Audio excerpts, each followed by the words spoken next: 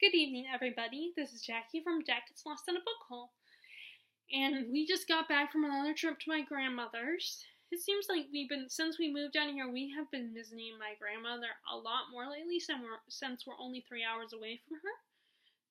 And then we've also been visiting my sister, which is only 5 hours away. And yet, I know that seems like a lot, but really compared to where we used to live, that is a lot. But, I've done the 8-hour car trips. So 5 hours is not that bad.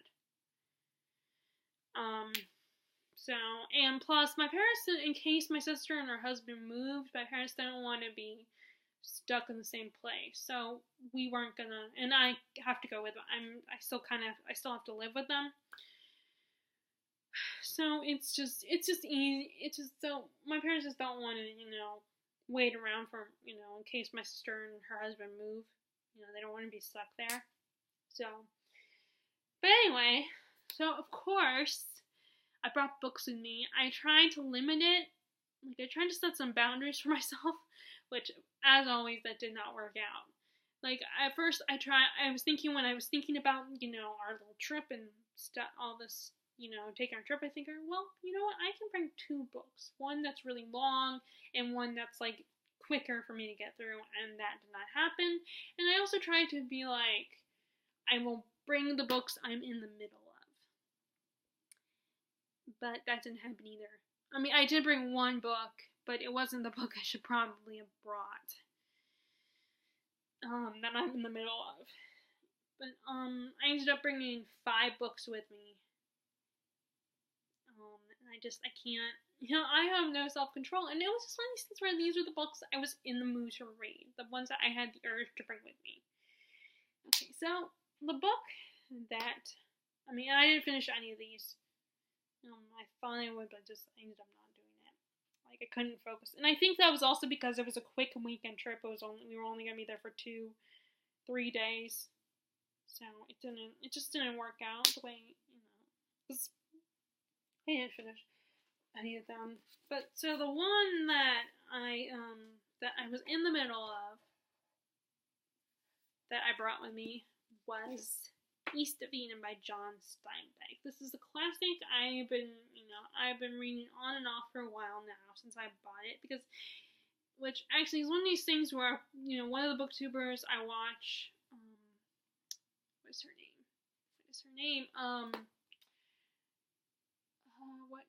I can't remember. One of my favorite booktubers, that she talks about this book a lot. And I had read Steinbeck before in middle school, because we had to read Of Mice and Men. So finally, I bought this one, and then another one, the one I should have brought with me, because I was a lot closer to finishing that one. Although I did have a good chunk of that one to read. Originally I was talking about buying these, and then my mom was like, well, why don't you see if the library has them? So I got them from the library, but then, I realized my first thought about that was correct, that a book this length, I can't borrow from the library, because I won't, I can't get it done in 2 weeks, let alone 3 weeks. And, yes, I know librarians will let you keep borrowing them for as long as it takes, but this would take me a long time.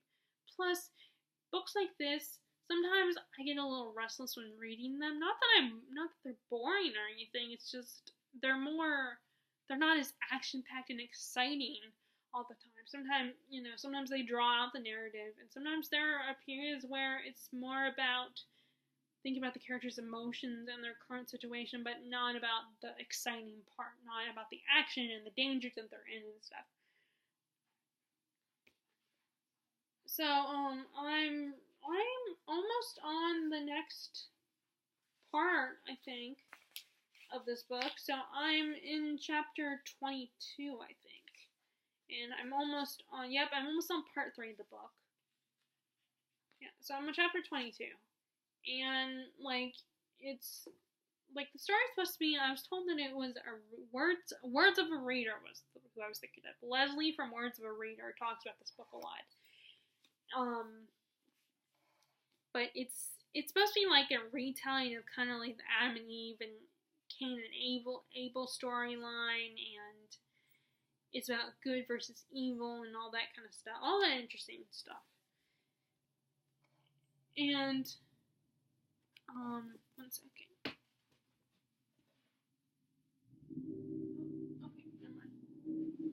If my parents are out right now, and if that was them coming home, I wanted to close the door. And it focused on these. It's like two from the description in the back. From what I don't, which is my which actually I want to make a video about that. How I struggle with big books this length, and I don't always remember everything, and I don't always absorb all the information in the book. But I do know it's like Adam and Charles Trask. I can't say the last name, Trask. And one of Adam, they own this piece of land that their brother Charles gives it to Adam, who doesn't appreciate like Charles does. And, Adam meets this woman, Kathy, who is an evil bitch, literally. And she manipulates him and gets him to fall in love with her and stuff. But then they get married and he gets her pregnant with twin boys. And she doesn't want to be a mother. She doesn't want to be stuck with Adam in this farmhouse and doesn't want to be a mom. And she shoots him, I think, in the leg and leaves him stuck with the babies. And he puts him in a state of shock. And his his employees try to help him out of that state of shock. And I think Kathy is right now under a different name, has become a prostitute. I don't know if this person is Kathy or not. I'm not sure. But she's like a prostitute, and she's been drugging the woman who's kind of been her mentor and caretaker since she's been this prostitute.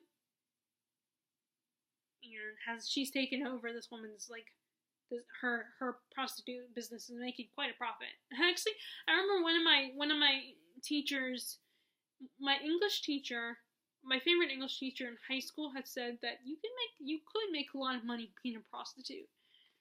It's actually a pretty financially good job. It's not the best job to have, but you can make a lot of money from being a prostitute. So I thought that was kind of funny that he said that. But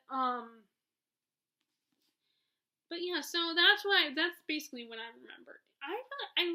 It's just hard for me to take in everything and of these kind of books because I have to take lots of breaks in between my readings of the book. I already read the book It by Stephen King once, and yet the second time I still am reading it. I'm reading it in parts. So I can't. Big books intimidate me, they scare me, and I could never read them all in one go. I will go through a period where I'll read a lot of the book, but it's so much easier. But also, I have all these books. These books distract me. All my other books. Especially if there are books that are quick, easier to read, and, shorter chapters and not as dense, then yeah, it's just easier to read those. But anyway, but that doesn't mean I don't like the book, or I don't enjoy the book. Even if it's a bigger book, and because I do. This is definitely interesting, and I like it when I read it, and I definitely understand it when I read it. It's not sometimes. So, I'm not gonna talk about it because I'm thinking about making a video where I talk about my frustrations with big books like this.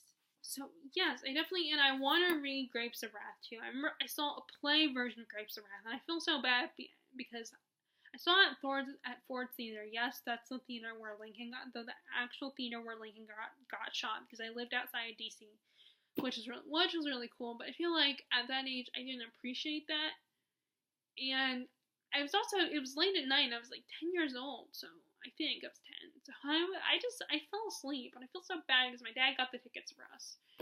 It was a last minute decision, and I felt so bad because I was falling asleep in the theater.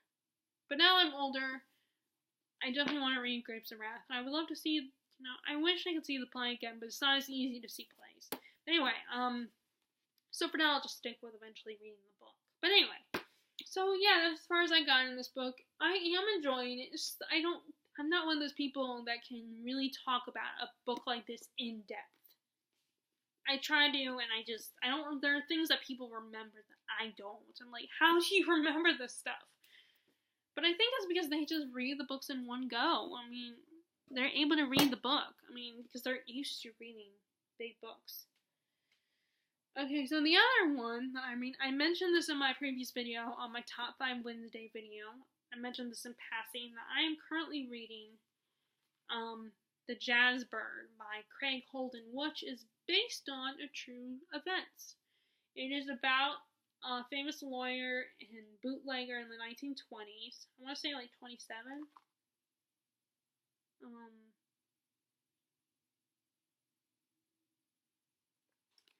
And he was convicted of killing his, I want to say his second wife. George Remus. That was his name. He was convicted of killing his second wife, and it's about the trial, and we have flashbacks of how he met his second wife. I think that's the case, because I think his first wife left him. And he is, he is being convicted, and he says he's guilty. I think he says he is guilty. It's about the trial and everything, and the people involved in the trial. It's an easy read. It hasn't taken me that long. I'm already on part 2. The next part, which is the opening arguments. That's how it's set up, and it's really interesting. It's not normally something that I'm interested in, but it's set in the 20s. I love books set in the 20s. So I'm reading that, and like I said, I'm on the section that is the opening argument part. So it's like the second section in the book. It's good, and the chapters aren't that long. It's a large print too, so that helps. And I'm liking it. It's definitely, I was able to get a lot more read of this book than the other books. Okay, so next, I finally started reading my reread of Winter, the 4th book in the Lunar Chronicles by Marissa Meyer, which is a retelling of Snow White. It's kind of hard to sum up this book if you haven't read it. Okay, so the original series is the central character. It's a sci-fi retelling of 4 fairy tales. You have Cinderella, which is Cinder, Winter, which is Snow White, this book. You have Cress, which is a retelling of Rapunzel, and then you have Scarlet, which is a retelling of Little Red Riding Hood. And the world has experienced 4 world wars, and now it's divided into the American Republic, the Commonwealth,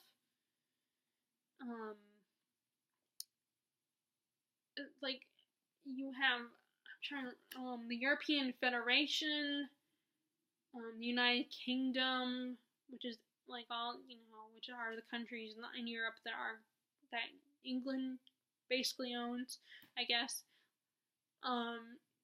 And it has Australia, and I think in Africa. And the first book takes place in New Beijing, where the emperor has just died from a plague that has hit Earth, and will kill people. And the emperor has become the prince has become the new emperor, and and there are a group of people that live on the moon, that colonize the moon. It's sci-fi and it's in the future, so and their ruler is Queen Lavon, who is essentially a dictator and a tyrant, and she wants to form an alliance with Earth and marry the Emperor of New Beijing, so that she can become Empress. So she will have control of part of Earth and Luna, which is what they call the colony that lives on the moon. But she, Prince Kai, the new emperor, the prince / new emperor, does not want to marry her. And there is a rumor about that the Queen Lavana's niece, even though it's believed that she died in a fire, that she might still be alive. So Kai is looking for her. Meanwhile, you have Cinder, who is he was this mechanic, this half cyborg, half human mechanic. And Kai goes, finding out that she's the best mechanic in New Beijing. He goes to her for help because his own android has information and has helped get him and has got him in contact with someone from Luna who has information on the lost princess. So he goes to her to fix his android, and she finds out what is on the android and has to tell him and tell him the information, because she's like everybody else in New Beijing, she's developed a crush on him and doesn't want Levana to have any power in New Beijing, any power on Earth whatsoever. And then top of that, her sister, she lives with her step-family, and her sister has also her younger sister has also contact Blake and is dying. And the doctors in the palace are trying to find a cure. And coincidentally, Levana shows up and says, "If you agree to marry me, I have the antidote for the plague."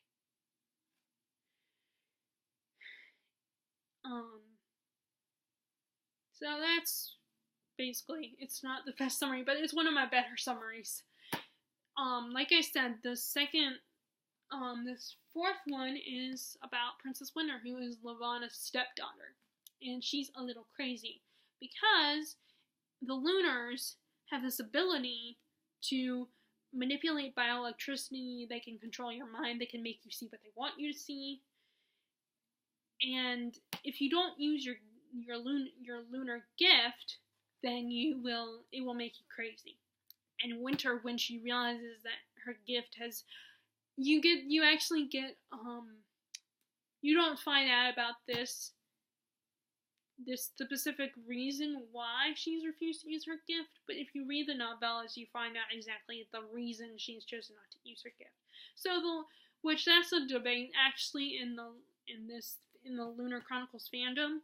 I personally feel like it's not like you're gonna get lost or not understand if you don't read the not prequel novellas, Stars Above.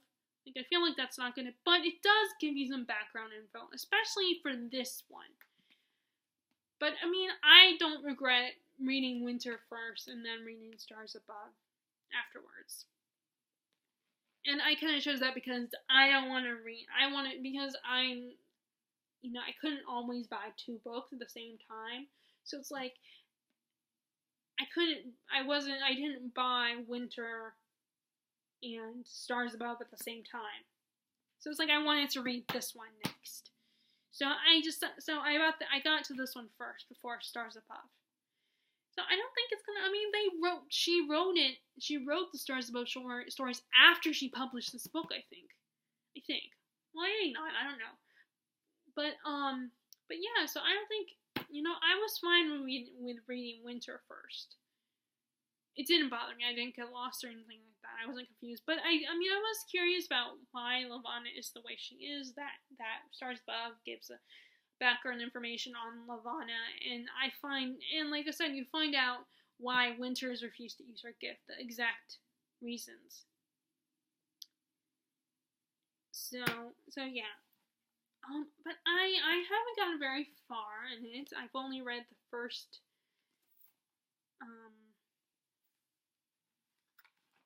8 chapters of the book. But I'm enjoying it. This is not a reread for me. This is a reread for me. So so I know what happens and everything. I know the basic gist and all that. But it's nice to reread it and to be reminded of things. It's like some of the aspects of this book, of each of the books, that I didn't remember, like all the little details. Like, I'm good at remembering like the basic story, and sometimes there are things about characters. There are things I remember and things I don't remember, and rereading helps you remember the things I don't remember. And we've just met Winter, and we learned about her relationship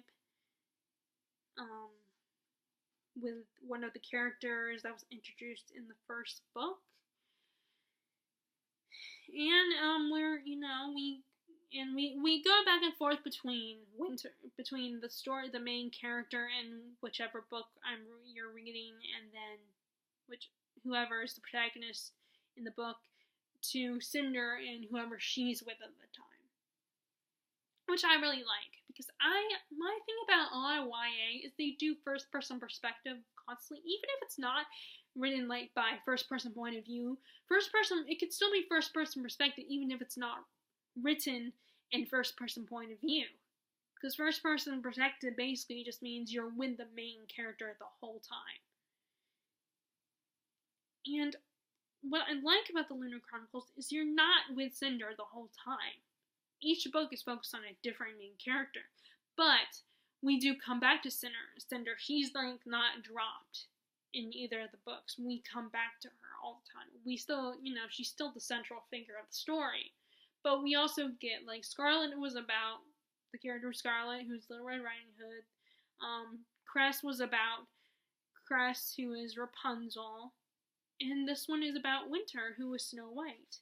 So we go back and forth between the title character and what's going on with them. And then, Cinder, and what's going on with her, and how she's getting one step closer to fighting Levana and getting back and defeating her. I'm just giving you guys a spoiler. So yeah, I really like it. I mean, like I said, and again, this is a lot easier and quicker for me to read than like East of Eden. But it's still like long compared to the Jaspert. But also, the writing style is easier for me to get into, and it's action-packed. It's action almost the whole time throughout the whole book. So it's definitely easier for me to read. Okay, so next, the two big books I brought with me, I'm reading, is Jonathan Strange and Mr. Norrell, which is a fantasy. And I keep wondering, is there actually going to be actual magic? I mean, I do believe that there are fairies in the book.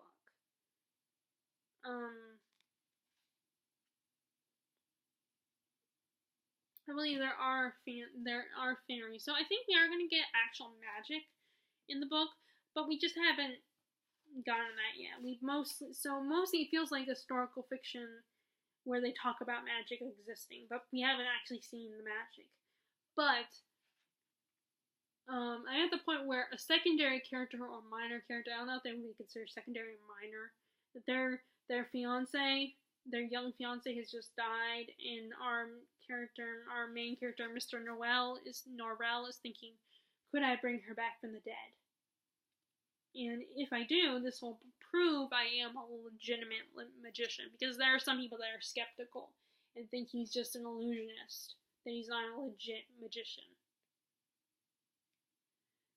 And if he brings back this girl from the dead, then this will prove he's legitimate, that he's a real magician. Like, not just bells and whistles. So, like I said, I struggle with bigger books, but these chapters aren't that long, which helps. And it's definitely interesting, it's, with this, the other thing I struggle with is the small print. The minuscule print is really hard, but these size books are easier to take with me places. So the print, and because of their size of the physical book, well, then it has to be minuscule print. So I'm currently reading that, and like I said, I've got as far as our character, Mr. Norrell, and Norrell has done some, like, people, these two gentlemen, Mr. Segundus and Mr. Honeyfoot, are wondering why magic doesn't exist in England anymore. And they ask this league of magicians and everything, but these guys don't do legitimate magic, they just study it. And they find this guy, Mr. Norrell, who actually is a magician. He doesn't just study magic, he can do magic. And they come and talk to him, and despite his reluctance, he does a magic demonstration, and what makes the New York society decide, ooh, this guy is the real thing. And it causes a lot of controversy. And then he goes to London And he tries to put his, now that he's exposed himself, he has decided to, there are people who are advising him to, to get in contact with the right people. And like I said, he met this one man, Sir Walter something, I can't remember. And he is part of the Parliament, or the government of London. And Norrell wants to prove to him, because then that will garner his reputation in London. And then Sir Walter's fiance died, and Norrell is trying to decide, should I bring her back to prove myself or not? This is like a very moral dilemma for him. Okay, I'll be right back.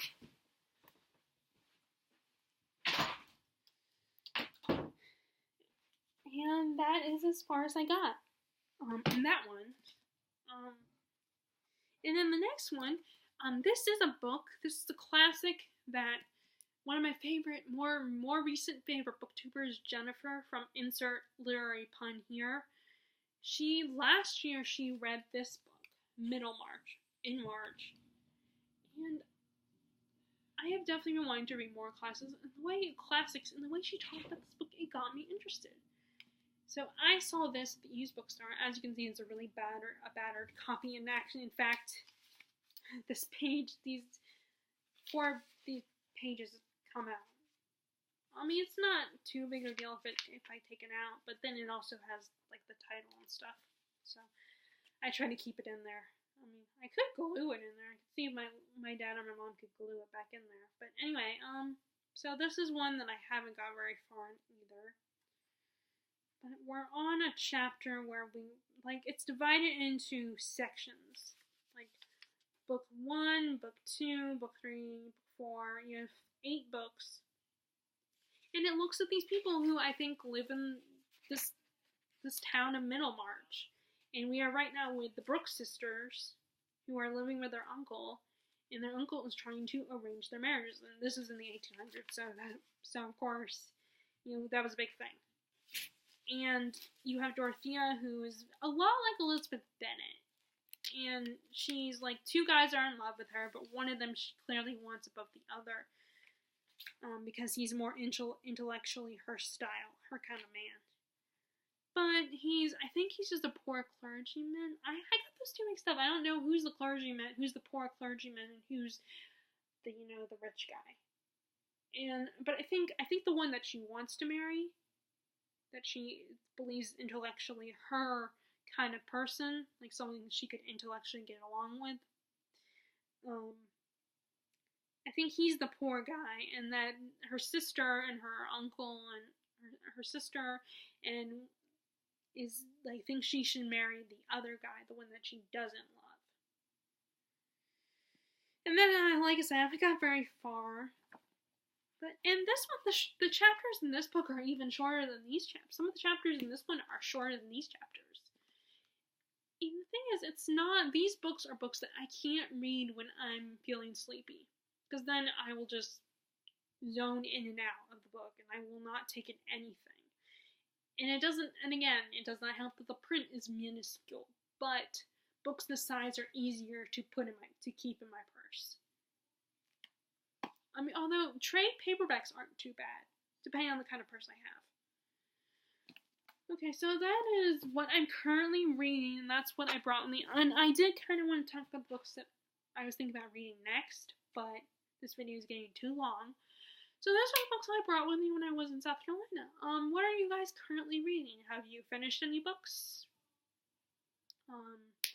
Well, if you like this video and it was interesting to you, then please give it a thumbs up.